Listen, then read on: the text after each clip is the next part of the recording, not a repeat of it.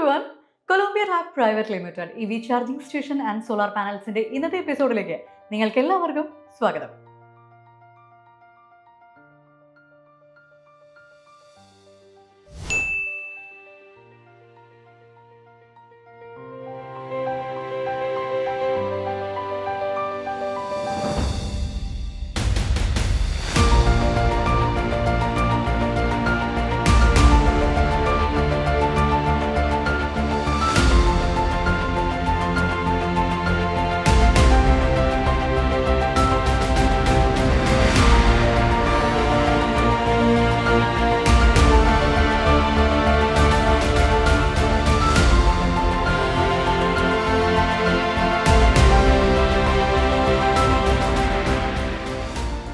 ദക്ഷിണേന്ത്യയിലെ ഏറ്റവും വലിയ IT സമുച്ചയം ഏതാണെന്ന് ചോദിച്ചാൽ ഇപ്പോൾ എല്ലാവർക്കും ഒരു ഉത്തരവുണ്ട്.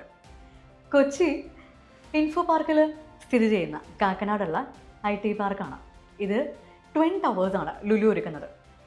ഇത് ഇത്രയധികം വാർത്താ പ്രാധാന്യം വരാൻ ഒരുപാട് കാരണങ്ങളുണ്ട്. ബാംഗ്ലൂർ അങ്ങനെ മറ്റുള്ള മെട്രോപൊളിറ്റൻ സിറ്റീസിൽ തിക്കിത്തിരക്കി കഷ്ടപ്പെട്ട് ജോലി ചെയ്യുന്ന ആൾക്കാർക്ക് എല്ലാവർക്കും കേരളത്തിലേക്ക് വലിയൊരു അവസരമാണ്. അതുമാത്രമല്ല, ഏറ്റവും വലിയൊരു ബിൽഡിങ് കൂടിയിട്ടാണ് ഇവിടെ കാക്കനാട് ഉണ്ടായിട്ടുള്ളത്. നമ്മൾ എന്തിനാ അതിനെക്കുറിച്ച് പറയണമെന്ന് ചോദിച്ചു കഴിഞ്ഞാൽ, കൊളംബിയ ലാബിൻ്റെ എപ്പിസോഡ്സിൽ നമ്മൾ ചെയ്ത പ്രോജക്ട്സിനെ കുറിച്ച് അല്ലെങ്കിൽ EVകളെക്കുറിച്ച് സോളാറിൻ്റെ കാര്യങ്ങളെല്ലാം സംസാരിക്കാറ്. പക്ഷേ ഇതിനെക്കുറിച്ച് നമ്മൾ സംസാരിക്കാൻ തുടങ്ങുമ്പോൾ ഇത് കേരളം മുഴുവനല്ല, ഇന്ത്യൻ മുഴുവൻ ശ്രദ്ധിച്ച ഒരു പ്രോജക്റ്റ് എന്ന നിലയിൽ മാത്രമല്ല, കൊളംബിയ ലാബിനും ഇതിലൊരു റോളുണ്ട്. അതായത് ഈ ട്വിൻ ടവേഴ്സിൽ സോളാർ പവർ പ്ലാന്റ് ഇൻസ്റ്റാൾ ചെയ്തിരിക്കുന്നത് കൊളംബിയ ലാബാണ്. നമ്മൾ ഒരുപാട് പ്രോജക്ട്സ് ചെയ്തപ്പോൾ അതെല്ലാം ചരിത്രത്തിൻ്റെ ഭാഗമായിട്ടുണ്ട്. അപ്പം നമ്മളൊരു ചരിത്രത്തിലേക്ക് കൂടി നമ്മുടെ ചുവട് വെക്കുകയാണ്.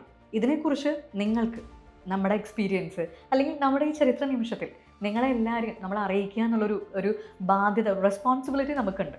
അപ്പോൾ ഇത്രയും വലിയൊരു സന്തോഷ വാർത്ത നിങ്ങളുമായിട്ട് ഷെയർ ചെയ്യാനാണ് ഇന്നത്തെ എപ്പിസോഡ്.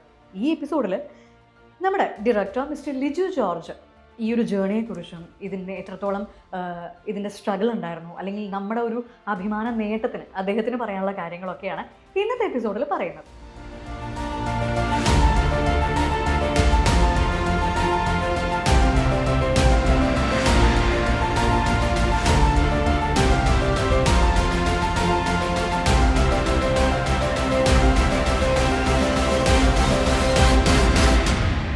കഴിഞ്ഞ കുറച്ച് നാളുകളിലായിട്ട് പത്രമാധ്യമങ്ങളിൽ വളരെയധികം ശ്രദ്ധ ആകർഷിച്ചിട്ടുള്ള ഒരു വാർത്തയായിരുന്നു ലുലു ട്വിൻ ടവർ എന്ന് പറയുന്നത്.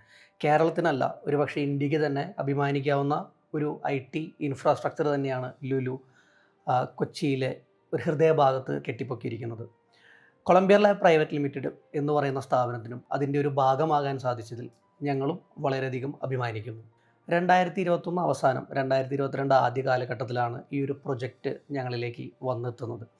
ഈ ഒരു പ്രൊജക്റ്റിൻ്റെ ഒരു എൻക്വയറി ഞങ്ങളുടെ കയ്യിലേക്ക് വരുമ്പോൾ ഞങ്ങൾക്കും ഇതൊരു സാധാരണ ബിസിനസ് എൻക്വയറി മാത്രമായിരുന്നു. പിന്നീട് ഈ ഒരു പ്രൊജക്റ്റിനെ പറ്റി പഠിച്ചപ്പോൾ ഞങ്ങൾക്കും മനസ്സിലായ ഒരു കാര്യം, ചരിത്രത്തിൻ്റെ ഭാഗമാകാനായിട്ട് ഞങ്ങൾക്കും കൂടി ഒരു അവസരം കിട്ടിയെന്നുള്ളത് തന്നെയാണ്. അതിനുവേണ്ടി ഞങ്ങളുടെ കൊളംബിയ ലാബ് എന്ന് പറയുന്ന സ്ഥാപനത്തിൻ്റെ പ്രൊജക്റ്റ് ടീമും സെയിൽസ് ടീമും അഹോരാത്രം പ്രവർത്തിച്ചിട്ടുണ്ട് ആ ഒരു പ്രൊജക്റ്റ് ഞങ്ങളിലേക്ക് വന്ന് കയറാനായിട്ട് അല്ലെങ്കിൽ വന്ന് ചേരാനായിട്ട്. ആ ഒരു പ്രൊജക്റ്റിൻ്റെ എല്ലാ വിധത്തിലുമുള്ള ഒരു എഫേർട്സ് എടുത്ത പല സ്റ്റാഫുകളൊന്നും നമ്മുടെ കൂടെ ഇല്ല. പക്ഷെ അവരെല്ലാവരെയും നമ്മൾ പൂർണ്ണമായിട്ടും ഇപ്പോൾ ഓർക്കുകയാണ്. അവരെല്ലാവരുടെയും ഒരു ഗ്രൂപ്പായിട്ടുള്ള ഒരു പ്രവർത്തനത്തിൻ്റെ ഭാഗമായിട്ടാണ് ഈ ഒരു അച്ചീവ്മെൻറ്റ് ഞങ്ങൾക്ക് വന്നു ചേർന്നത്.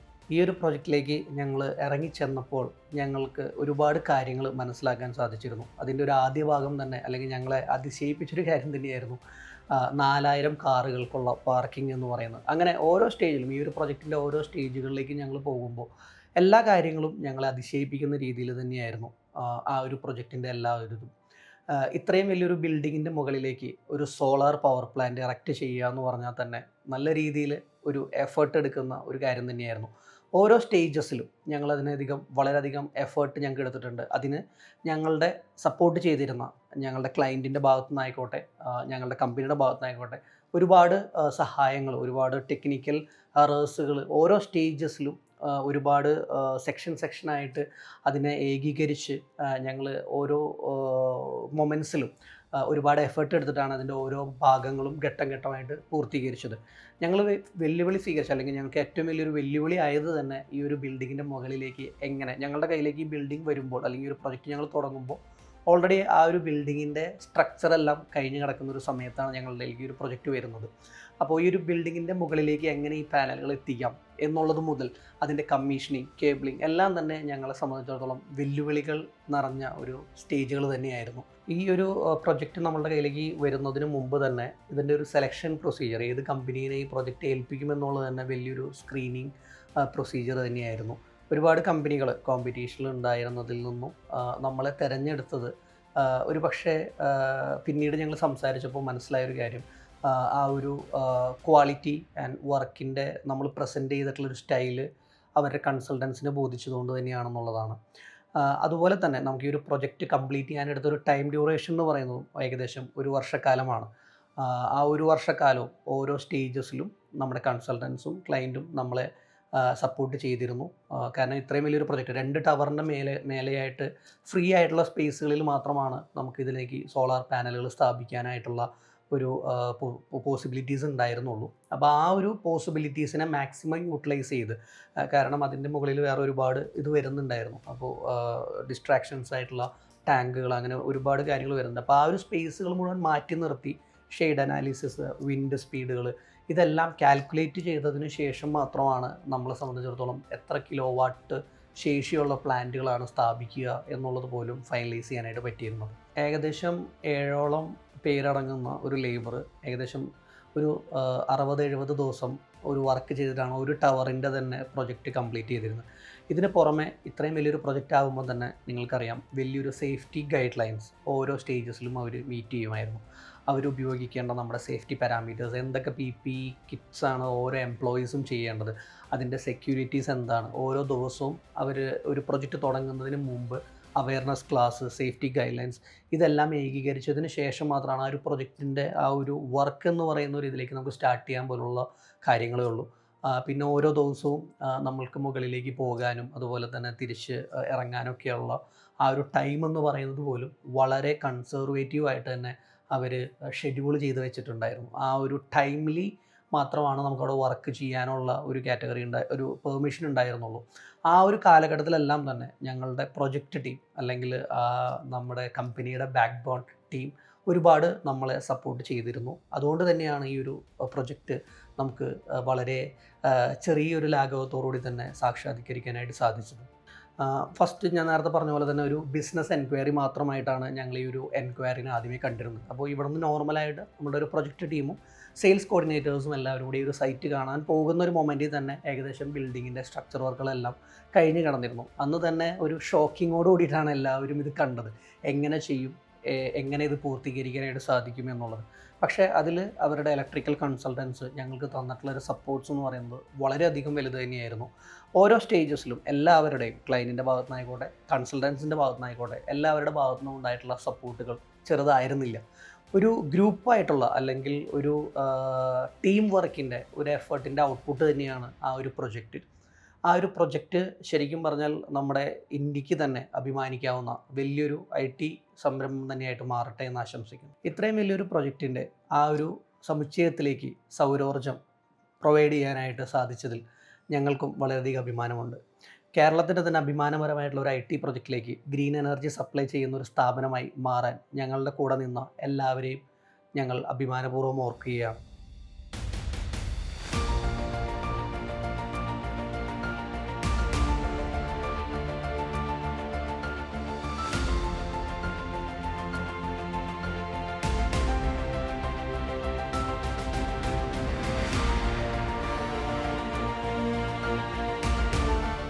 നമ്മൾ ഓരോ പ്രോജക്റ്റ് ചെയ്യുന്നതും അല്ലെങ്കിൽ ഒരു എൻക്വയറി നമുക്ക് വരുമ്പോൾ നമ്മളത് കംപ്ലീറ്റ് ചെയ്യുന്നതും ഒരിക്കലും ഇത് ചരിത്രത്തിൻ്റെ ഭാഗമാകണം അല്ലെങ്കിൽ വേണമെന്ന് വെച്ച് ചെയ്യുന്ന കാര്യങ്ങളല്ല. നമ്മളിലേക്ക് വന്ന് എത്തുമ്പോൾ അത് മാക്സിമം സാറ്റിസ്ഫാക്ഷനോട് കൂടി കസ്റ്റമേഴ്സിന് യാതൊരു കംപ്ലയിൻറ്റും ഇല്ലാതെ ചെയ്തു കൊടുക്കുക എന്നുള്ളതാണ് നമ്മുടെ ഒരു ഡ്യൂട്ടി. പക്ഷെ അത് കഴിഞ്ഞ് ആ ഓരോ ചരിത്ര നിമിഷത്തിൻ്റെയും ഭാഗമാകാൻ കൊളംബിയ ലാബിന് സാധിക്കുന്നു എന്ന് പറയുന്നത് ഭയങ്കര സന്തോഷമുള്ളൊരു കാര്യമാണ്. നിങ്ങളിലേക്ക് നമ്മൾ ഓരോ കാര്യങ്ങൾ, ഇപ്പം നമ്മുടെ എൻക്വയറീസ് വരുമ്പോൾ നമ്മളോട് പറയുന്ന കാര്യം എന്ന് പറഞ്ഞു കഴിഞ്ഞാൽ, എന്തിനാണ് നിങ്ങൾ ഈ ബ്രാൻഡ് ഉപയോഗിക്കുന്നത്, അല്ലെങ്കിൽ ഇതിന് കുറച്ച് നിങ്ങൾക്ക് കോസ്റ്റ് ചെയ്ത് തന്നുകൂടെ എന്നുള്ള ക്വസ്റ്റ്യൻസ് വരാറുണ്ട്. പക്ഷേ നമ്മുടെ ബ്രാൻഡുകളെക്കുറിച്ചും നമ്മുടെ വർക്കുകളെക്കുറിച്ചും നമ്മൾ ഓരോന്നിനും കോട്ട് ചെയ്യുന്ന മെറ്റീരിയൽസിൻ്റെയും പറഞ്ഞു കഴിഞ്ഞാൽ പിന്നെ നമ്മുടെ കസ്റ്റമേഴ്സിന് സാധാരണ ഒരു ഡൗട്ട് വരാറില്ല.